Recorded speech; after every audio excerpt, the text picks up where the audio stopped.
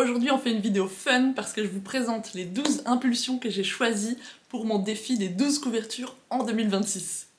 Donc pour rappel, le principe c'est de choisir 12 mots-clés et ensuite de choisir pour chacun de ces mots-clés un livre dont le titre ou la couverture correspond aux mots-clés. Et ces mots-clés, je les ai pas sortis de nulle part, en fait je les ai choisis à partir de 2 vidéos de 2 booktubers anglophones. Ces booktubers créent chaque année une liste d'impulsions sur le même principe que ce que je viens de vous expliquer, et moi je fais mon petit mix personnel de leurs 2 propositions pour trouver les 12 impulsions qui me correspondent. Donc juste pour préciser, je ne triche pas, c'est-à-dire que je ne vais pas voir dans ma bibliothèque quel mot-clé correspond le mieux à ce que j'ai déjà, mais je choisis simplement des mots-clés qui me parlent. Pour chacun des mots-clés que je vous présente, je vais vous proposer plusieurs livres qui pourraient rentrer dans cette catégorie, des livres que je n'ai pas encore lus et des livres que j'ai déjà lus. Alors, on commence avec une impulsion que je trouve intrigante, c'est une partie interne du corps.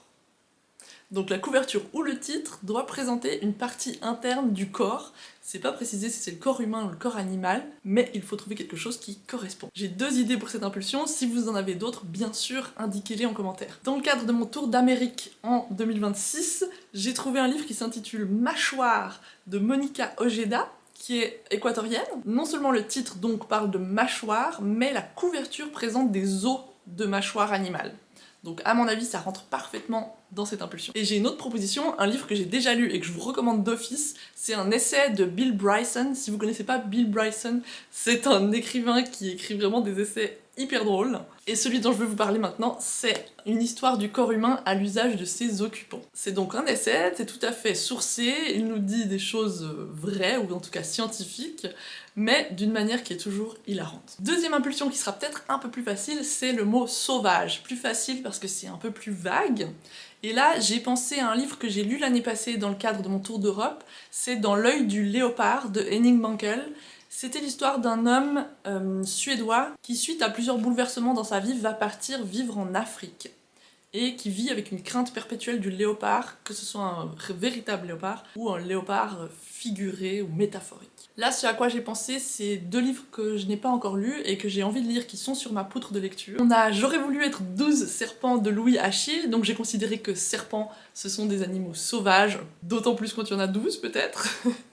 Et j'ai aussi pensé à ce livre, Que diraient les animaux si on leur posait les bonnes questions, qui est aussi sur ma poutre de lecture, c'est un essai. Et la couverture présente plusieurs types d'oiseaux qui sont probablement sauvages. Voilà, je pense que pour cette impulsion, on peut vraiment trouver soit des titres qui contiennent le mot sauvage, soit des couvertures avec des animaux sauvages en particulier. Troisième impulsion que j'ai trouvé un petit peu plus difficile, c'est le temps. Et le temps pas au sens de la météo, mais vraiment au sens du temps qui passe. Donc ça pourrait être des titres avec heures, minutes, secondes, mais aussi la nuit, le jour, ou autre, et j'ai quelques idées. Parmi les livres que je n'ai pas encore lus, un livre que je viens de recevoir d'une collègue, merci beaucoup Eva, qui s'intitule Petit portrait de l'aube, pardon, Tokyo Petit portrait de l'aube, et donc j'ai considéré que l'aube, c'était un moment du temps. Je sais pas si j'ai raison, vous me direz, vous me corrigerez. Et donc c'est un livre de Michael Ferrier. Je n'en sais pas grand chose encore, c'est tout petit, ça a l'air intéressant. Et un livre que j'ai lu, Saison 12 de Joanne Suris. Saison 12 que j'ai beaucoup aimé, qui est un livre sur une bande de copains qui font des vacances ensemble pour la 12e année consécutive. Et cette année-là, ça se passe pas exactement comme d'habitude. Et donc là, j'ai considéré que saison, c'était un moment du temps. Ah pardon, mais... Viens, choupette. Quatrième impulsion que je trouve difficile, pour moi en tout cas, c'est un accessoire de mode, qui doit donc apparaître dans le titre ou sur la couverture. Et là, parmi les livres que j'ai sélectionnés pour mon tour d'Amérique, ouh, le chat sabote la vidéo, eh bien j'ai trouvé un livre qui s'intitule Nos abîmes, écrit par Pilar Quintana, et qui présente sur la couverture des chaussures à talons. C'est un livre colombien. Parmi les livres que j'ai déjà lus, j'ai pensé à Les Testaments de Margaret Atwood. Le bonnet, le chapeau, ça compte? Accessoire de mode. Donc c'est le tome 2, enfin c'est la suite en fait de La Servante écarlate, je ne sais pas si vous l'avez lu. Je ne sais pas s'il y a une édition de La Servante écarlate qui présente le même chapeau, comme ça si vous n'avez pas lu La Servante écarlate, évidemment il faut commencer par La Servante écarlate. Et j'ai pensé, et ça je pense que ça tombe vraiment pile dans l'impulsion, à Beauté fatale de Mona Chollet qui parle de la beauté et de la pression sociale sur les femmes et aussi de ce que la beauté peut coûter aux femmes. Sur cette couverture, on a un collier, un rouge à lèvres, je pense qu'on trouve des éléments qui vont dans la catégorie accessoires de mode. Ah, la 5e impulsion, j'ai trouvé difficile. Le mot-clé, c'est cadre ou bordure. Et l'idée, c'est donc que sur la couverture ou dans le titre, il y ait des cadres, des bordures. J'ai trouvé un livre qui pourrait convenir pour mon tour d'Amérique en 2026. Il s'intitule « Ce que Frida m'a donné » et a été écrit par Rosa Maria Undasuki. Je suis pas tout à fait sûre de prononcer correctement son nom. Et il nous provient du Venezuela. Sur la couverture de ce livre, il y a plusieurs cadres de tableaux ou de dessins réalisés par Frida Kahlo. Pour les cadres, j'ai trouvé quelques autres idées dans la catégorie bande dessinée ou roman graphique, notamment Fun Home de Alison Bechdel, dont je vous ai déjà parlé dans ma vidéo sur mes livres favoris.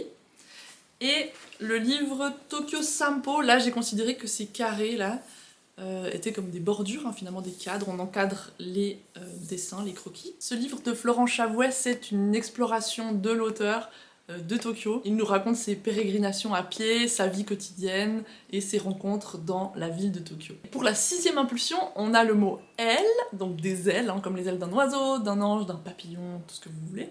Et c'est un peu plus facile, j'ai l'impression qu'il y a beaucoup de livres avec des dessins ou des images d'ailes sur la couverture, donc j'en ai trouvé pas mal. Je vais commencer par ceux que j'ai pas encore lus. Et dans le cadre de mon voyage en Amérique, j'ai pensé à un livre qui s'intitule Le ventre de la jungle, de Hélène Villar Madruga, je suis presque sûre de mal prononcer son prénom, qui nous vient de Cuba. Et sur ce livre, comme vous le voyez, eh bien, il y a des ailes.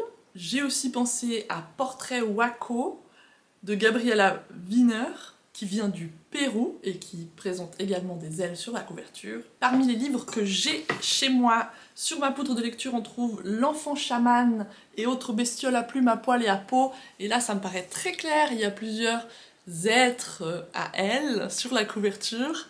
Je dis être parce que c'est un mélange d'oiseaux et il y a aussi une femme, ou en tout cas un personnage avec un corps d'oiseau. Donc celui-là, il correspond vraiment bien à l'impulsion. Et parmi les livres que j'ai lus, j'ai choisi La Cité des nuages et des oiseaux. Alors on a oiseaux dans le titre et puis on a des oiseaux sur la couverture. C'est un pavé, c'est un très beau livre. Je l'ai lu peut-être il y a 2 ans, j'ai adoré, je me rappelle encore très bien, donc je vous le recommande. Et puis, je ne peux pas parler de livres avec des ailes sans parler de mon propre roman. Désolée pour la petite publicité intermédiaire, il est juste là, je le garde toujours derrière moi. Des êtres presque transparents, c'est mon premier roman, c'est une dystopie sociale, et sur la couverture, on a des pigeons que j'adore. Les pigeons qui jouent un petit rôle mais très important dans le roman. Donc voilà, si ça vous intéresse d'utiliser ce livre pour remplir le défi, eh bien évidemment que je vous le recommande. Impulsion numéro 7, que j'ai trouvé pas facile, mais finalement j'ai trouvé des exemplaires à vous proposer, c'est Métallique. Donc on cherche un livre, peut-être avec une couverture métallique, éventuellement un métal dans le titre, comme or, argent, etc. J'ai trouvé des livres à la couverture métallique, mais ce sont uniquement des livres que j'ai déjà lus, donc si vous avez des recommandations pour moi de livres que je pourrais lire, qui ont une couverture métallique, ou qui ont or et argent, ou un autre métal dans le titre, très volontiers si vous pouvez les partager en commentaire. Ma première recommandation, c'est un des livres que j'ai préféré l'année passée en 2025, Nourrir la pierre, un roman polonais très petit, très impactant, j'ai vraiment beaucoup aimé, avec une écriture poétique très forte. Et on voit peut-être pas très bien à l'écran, mais la couverture est légèrement métallisée. C'est un peu un bronze, je dirais, qui pour moi faisait écho à la pierre du titre, Nourrir la pierre. Donc un livre que je vous recommande, je vous en dis pas trop, il est tellement petit. J'en parlerai de toute façon un petit peu plus dans ma vidéo sur mes livres favoris de 2025. Ensuite, du côté de la science-fiction, il y a pas mal de couvertures métalliques. J'ai trouvé cette édition du Meilleur des mondes de Aldous Huxley, classique de la science-fiction, qui est tout à fait métallique. Et puis de manière générale, cette édition de Folio SF, cette collection plutôt de Folio SF, a toujours une bordure métallique et une 4e de couverture métallique. Donc en fait, ça pourrait être toute une variété de livres qui correspondent à cette impulsion dans cette collection. Là, j'ai choisi Le Monde aveugle de Galouille parce qu'il est peut-être un peu moins connu et il est assez marrant. Je veux pas trop vous en dire, mais en gros, l'idée c'est que les personnages ne voient rien. Donc le livre se déroule dans le noir, ce qui implique une manière de décrire tout à fait différente et originale par rapport à ce qu'on a l'habitude de lire. Côté fantasy, j'ai aussi trouvé ce livre que je garde dans ma bibliothèque depuis très longtemps, je l'ai lu adolescente. Ça s'appelle La rédemption d'Altalus, ça c'est le tome 1. Il est écrit par un couple, David and Laylie, je sais pas comment on prononce ce prénom, Eddings. Et je me souviens l'avoir beaucoup aimé, je ne sais pas vraiment si je l'aimerais à nouveau, si je le lisais maintenant, mais en tout cas je l'ai gardé dans ma bibliothèque, donc peut-être qu'un jour je le relirai et je pourrais vous donner mon avis. En tout cas, il est très métallique. Et j'ai trouvé aussi quelque chose dans une toute autre direction, du côté des BD engagées et sociales. On a Culotté de Pénélope Bagieux, qui présente des portraits de plusieurs femmes, peut-être pas forcément célèbres, mais qui ont en fait d'une certaine manière marqué l'histoire. Et comme vous voyez, il y a des reflets métalliques rouges dans les personnages dessinés sur la couverture. Impulsion numéro 8, et là j'ai eu un peu de mal, c'est endommagement. Alors je traduis de l'anglais donc c'est pas très joli, mais l'idée c'est que le livre ou la couverture du livre ait l'air endommagé, soit qu'il soit vraiment endommagé, ma foi c'est un livre qui est chez vous mais qui est pas en très bon état, soit qu'il y ait un effet ou un visuel de déchirure, de traces, de brûlures, ce que vous voulez. Donc là j'ai trouvé un livre que je n'ai pas encore lu et qui est dans ma bibliothèque, et c'est le Chardonneret de Donatarte, je vous le montre. Le voici, donc vous voyez sur la couverture, le papier est comme déchiré, c'est évidemment une illusion d'optique pour révéler le chardonneret en question. Pas facile cette impulsion. Mot-clé suivant, c'est le feu ou la fumée, et là j'ai plusieurs idées. Tout d'abord, toujours pour mon tour d'Amérique, j'ai trouvé un livre qui s'intitule Défriche, coupe, brûle de Claudia Hernandez qui vient du Salvador, et de manière évidente, dans le titre il y a brûle. Ça apparaît pas sur la couverture, mais je pense que le fait que ça brûle dans le titre, ça peut compter comme du feu ou de la fumée. J'ai aussi trouvé, toujours pour l'Amérique, Crasse Rose de Fernanda Trias, qui vient de l'Uruguay. Sur la couverture, alors c'est un peu moins clair, mais on dirait qu'il y a de la fumée, c'est peut-être cette fameuse crasse rose. De la fumée, du brouillard, peut-être que c'est un peu limite pour cette impulsion, je ne sais pas. Et le livre que je suis en train de lire et que je peux déjà vous recommander, très franchement je suis tout à la fin, c'est L'invincibilité de Liliana, que je lis pour le Mexique, qui est écrit par Cristina Rivera Garza. J'en parlerai un peu plus quand je ferai ma vidéo sur mes premières lectures de mon tour d'Amérique, mais il s'agit d'un récit qui est non fictionnel sur l'assassinat, il y a 30 ans, de la sœur de l'autrice. Et c'est une discussion sur le féminicide au Mexique et ailleurs. Et donc sur la couverture, comme vous voyez, le personnage tient une allumette et il y a des flammes derrière elle. Plus que 3 impulsions. La prochaine, qui est donc la 10e, c'est une partie d'une maison. C'est assez vague, assez large.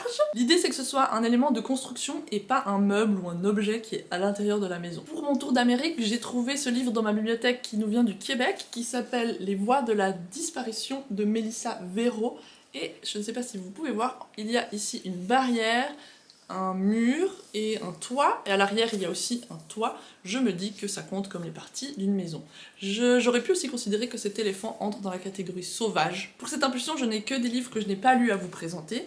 Et j'ai aussi pensé à ce livre qui est sur ma poutre de lecture, c'est un essai qui s'appelle Zoopolis, un essai sur l'éthique animale. Vous avez peut-être réalisé qu'il y a plusieurs essais en lien avec l'éthique animale sur ma poutre de lecture, c'est parce que j'ai fait une formation en lien avec l'éthique animale, je sais pas si vous savez mais j'enseigne la philosophie, donc ça m'intéresse. Et dans cette formation, on nous a notamment parlé de ce livre qui m'a l'air super intéressant. C'est un pavé qui propose une nouvelle manière de vivre avec les animaux. Mais ce qui nous intéresse ici, c'est que sur la couverture, eh bien, il y a un carrelage, on est visiblement à l'intérieur d'une maison, hein. Il y a un poêle, je ne sais pas si le poêle on peut considérer comme un élément de construction ou alors un meuble, il y a en tout cas du carrelage. Et je viens de réaliser que peut-être qu'on peut considérer que ceci est un cadre ou une bordure, et ça pourrait aller pour une des impulsions précédentes dont je vous ai parlé tout à l'heure. Ensuite, j'ai pensé à une petite société qui est aussi du Québec, qui est écrit par Noël Renaud, qui m'a été conseillé par un collègue qui a des très bons goûts littéraires, donc vraiment je le crois. Et sur cette couverture, on voit des stores, partie d'une maison, à mon avis ça va tout à fait dans le thème, et ça a l'air super. Donc potentiellement j'y viendrai dans le cadre de ce défi. Enfin, et vous allez me dire que j'ai une obsession, mais je propose à nouveau un Mona Chollet, et à mon avis celui-là c'est un des plus intéressants.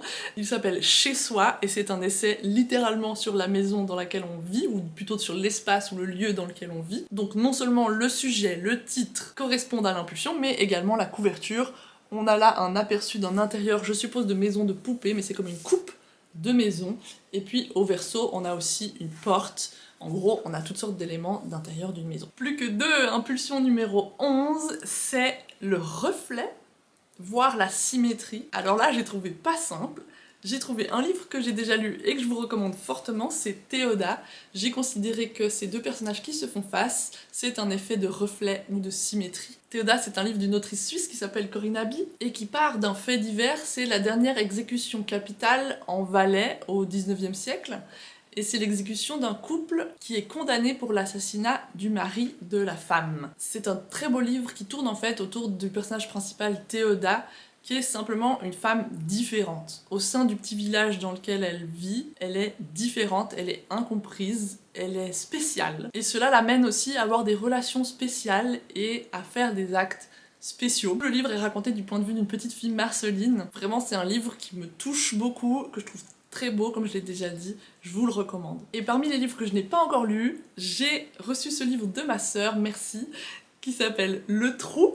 Et ça tombe parfaitement, regardez, on voit le reflet du ciel et d'un paysage, et on comprend que c'est le reflet puisqu'il y a les cercles concentriques qui indiquent que quelque chose est tombé dans l'eau ici. Et donc, on a affaire à un reflet, ça c'est parfait. Le Trou, donc, de Hiroko Oyamada, qui est un livre japonais que je n'ai pas encore lu, et qui apparemment parle d'une femme qui tombe dans un trou. Dernière impulsion, la musique. Et là, j'ai sélectionné quelques livres que je n'ai pas lus. J'ai trouvé Je chante et la montagne danse. J'ai considéré que chanter c'était de la musique, je crois que j'ai raison. C'est un livre de Irene Sola. J'ai aussi trouvé dans ma bibliothèque L'hiver à Lisbonne de Antonio Munoz Molina, qui présente sur la couverture un piano et une partition. Ensuite, j'ai trouvé ce livre Larsen, qui est d'une autrice qui s'appelle Francine Wohnlich, qui est une autrice suisse, et apparemment c'est un roman policier.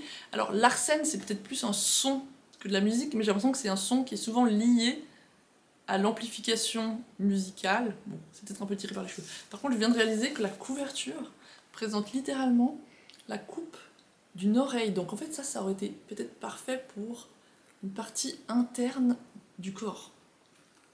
Et enfin, sur ma poutre de lecture, j'ai trouvé ce livre en anglais qui s'appelle Harriet Tubman Live in Concert, qui a été écrit par Bob the Drag Queen, comme d'habitude, désolée pour mon anglais. Et c'est un livre que je me réjouis de lire et qui parle d'un concert live, donc très certainement de musique. Qui plus est, on a un micro ici sur la couverture. Ouf, 12 impulsions pour les 12 couvertures en 2026, je me réjouis de ce défi, ça va être drôle. Je vais remettre les impulsions ici très rapidement et je les mets surtout en description. N'hésitez pas à participer avec moi, à me dire quelles idées de livres vous avez pour chaque impulsion et on se retrouve bientôt pour une nouvelle vidéo. Merci!